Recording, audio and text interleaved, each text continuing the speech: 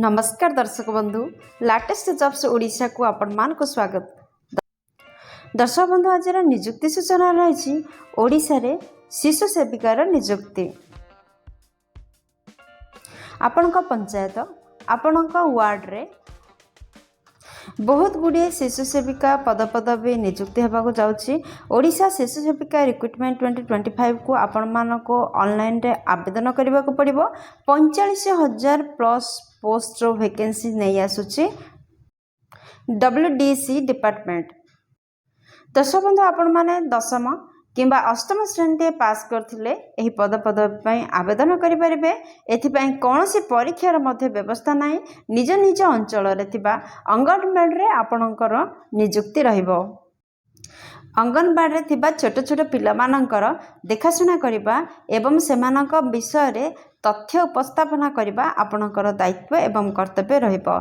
ओडिशा शिशु सेविका रिक्रुटमेंट 2025 रे देखंतो ओडिशा गवर्नमेंट तरफ यही विज्ञप्ति जारी होईछि। 45,000 शिशु से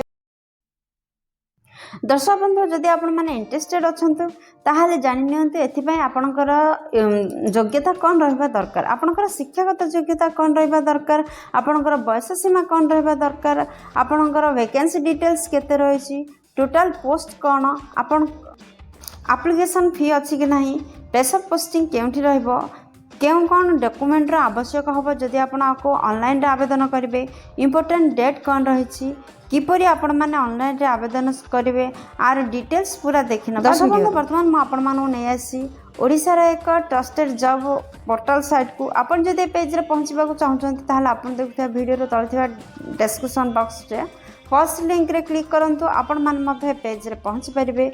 ओडिशा शिशु सेविका रिक्रुटमेंट 2025 रो फुल डिटेल्स रे रहिछि बेसिक इन्फॉर्मेशन एवं जॉब रो डिटेल्स।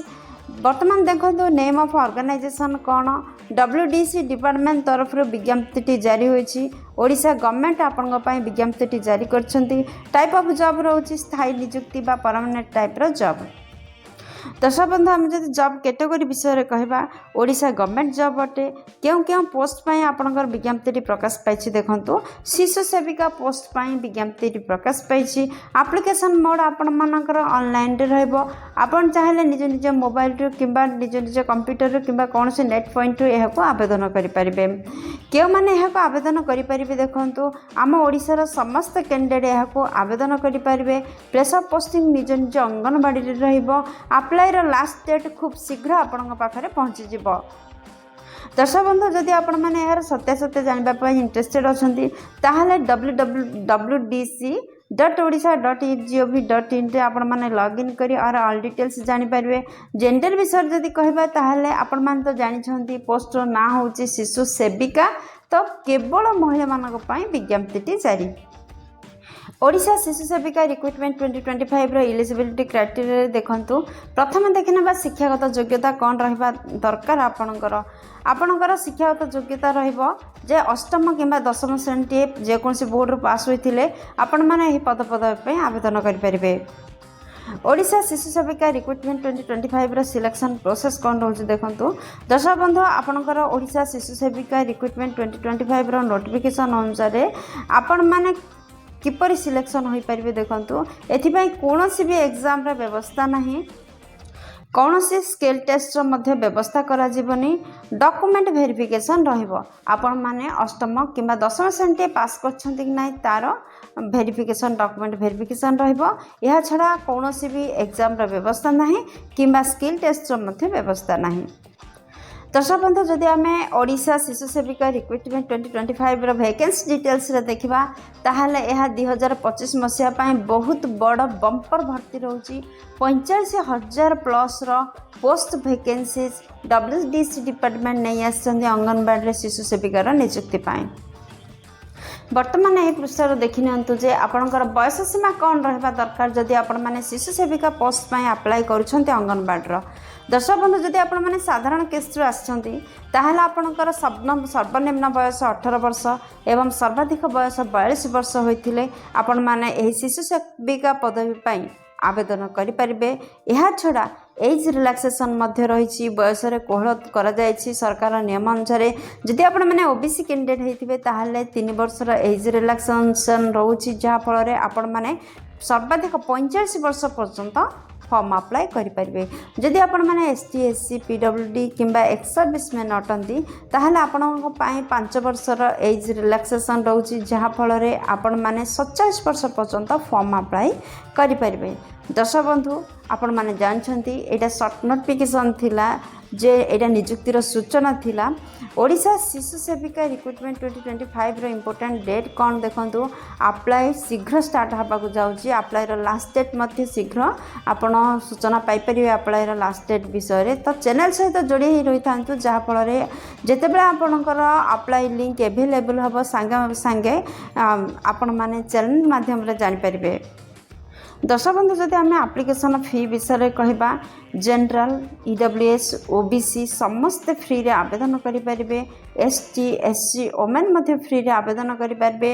ओडिशा शिशु सेविका रिक्रुटमेंट 2025 पर आपन को आवेदन करने कि पैसार आवश्यकता नहीं आपण मैंने समस्ते देयमुक्त आवेदन करेंगे।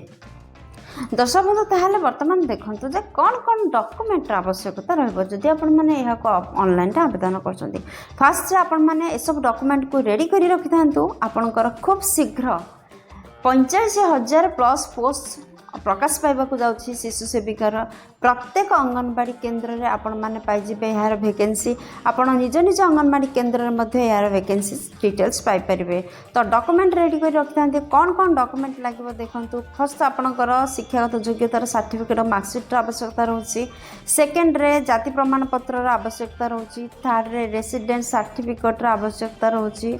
आपणकर मोबाइल नंबर आवश्यकता रोची। फोर्थ रे आपणकर रिसेंट कलर पासपोर्ट साइज रो फोटोर आवश्यकता रोची एवं गोटे आईडी प्रूफ रो आवश्यकता रोची। गोटे आधार कार्ड हो पान कार्ड हो जेकोसी गोटे आईडी प्रूफ आपण माने दे पारबे। दर्शक बंधु यही 6टी डॉक्यूमेंट को रेडी कर रखिथांतु एवं ऑनलाइन रे आवेदन करबा खूब आपण को सहज हबो।